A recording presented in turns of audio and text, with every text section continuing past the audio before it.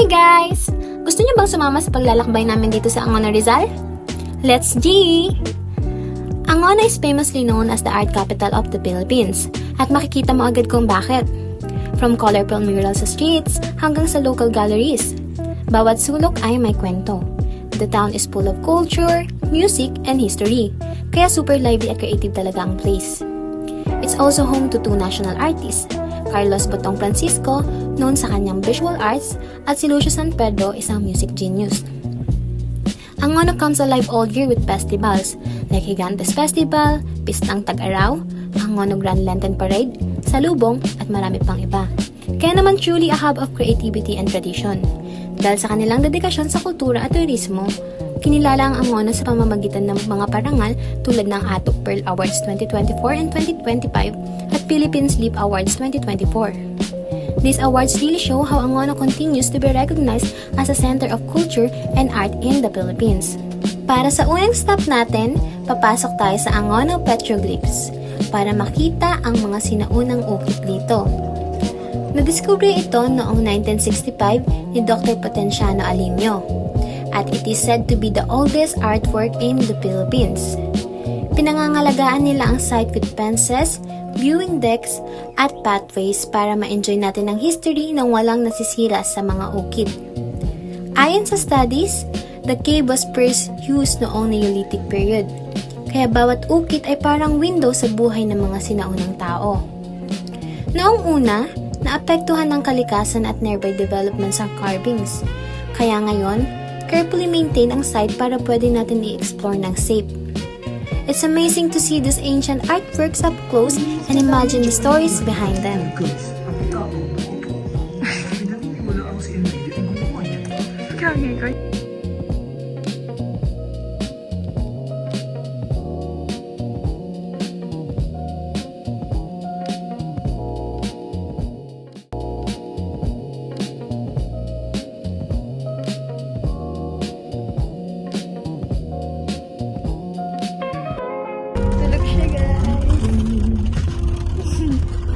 Ngayon, tayo ay pupunta sa isa sa mga sikat na kainan dito sa Angono, Rizal, the Balo Balo Restaurant and Art Gallery.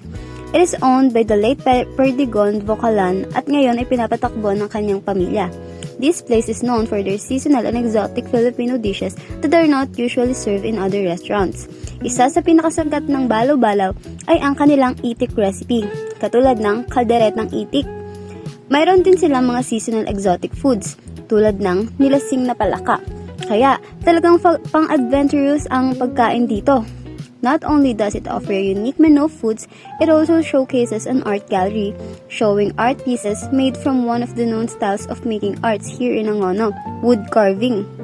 Sa second and mezzanine floors, makikita ang mga antique collections, sculptures, at artworks. Here at Balo Balo, you will able to experience food, art, and culture at the same time. Pwede na tayo kumain, guys?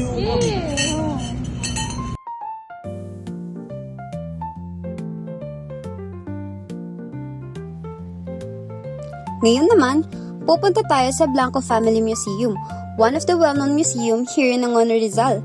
It was founded by Jose P. V. Blanco, anak ng isang mangingisda at prodigy ni national artist Botong Francisco, kasama ang kanyang asawa na si Loreto Loring Blanco at ang kanilang 7 anak, sina Glenn, Noel, Michael, Joy, John, Kay, at Peter Paul.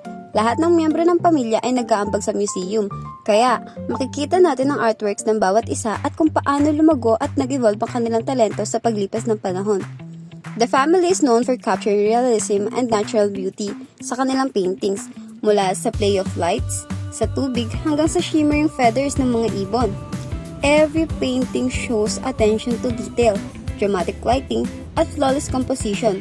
Wala ditong gimmick. Ang pinapakita nila ay honest at humble na buhay ng Filipino people, pati na rin ang pagmamahal sa sariling kultura at bansa. Walking through the museum, you can really feel the dedication and passion of the family in every artwork. Makikita rin dito ang symbol ng Blanco, the royal carp, na sabi ni Angela Benicario, isang student, ay able to swim into the deepest ocean.